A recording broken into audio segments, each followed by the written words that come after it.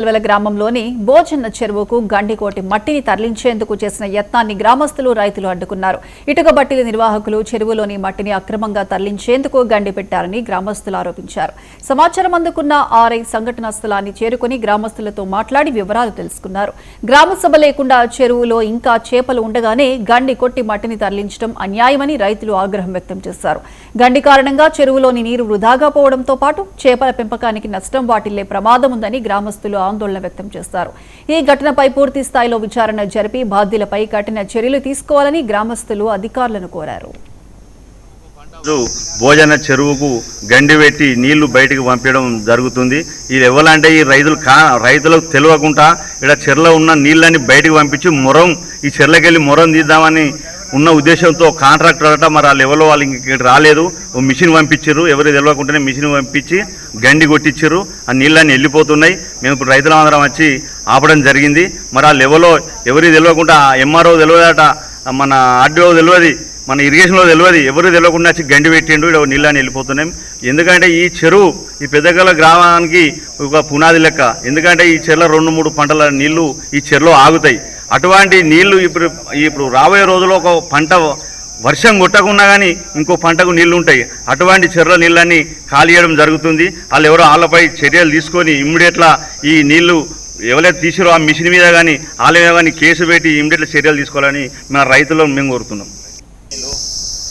ఈరోజు పెద్ద కలవల గ్రామంలోని ఈ గ్రామానికి తలమానికమైనటువంటి భోజన చెరువు ఏదైతే ఉందో మా గ్రామానికి అన్నపూర్ణలాగా ఈ ఊరిని కాపాడే చెరువును గుర్తు తెలియని వ్యక్తులు ఈ రకంగా గండి పెట్టడం చాలా శోచనీయం.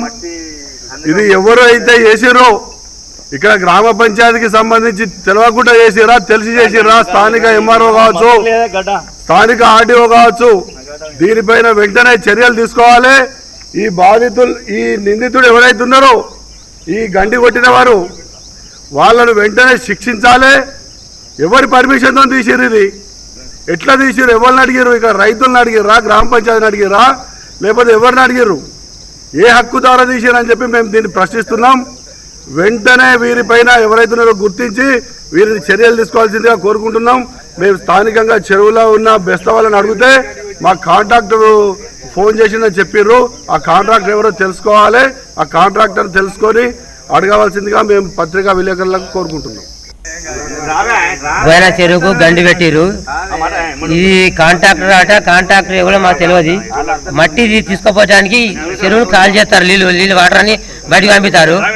ఈ చెరువు కింద 3 చెరువులు ఉన్నాయి. ఈ చెరువు నీళ్ళే 3 చెరువులలో పోతాయి.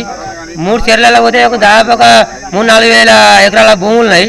ఆ భూములను ఎండిపోతాయి. ఈ గండి పెడితే ఈ వర్షం ఈ కాలం ఒక సంవత్సరం కాలమైనా కానీ ఇంకో సంవత్సరం అయినా అన్ని పంటలు పండేంత నీళ్ళు ఈ చెరువులు ఉంటాయి. ఈ చెరువుగా గండి పెడితే ఉన్న 3 చెరువులు సుధా ఎండిపోతాయి. ఒక్క పంట సుధా పండది అంతే. ఈ కాంట్రాక్టర్ ఎవరో ఆ కాంట్రాక్టర్ కావాలి మాకు. ఈ గండి పెట్టడం ఎవరో అధికారులు కొంచెం దయచేసి దీన్ని నీళ్లు పోకుండా పట్టించుకోవాలి మీరు.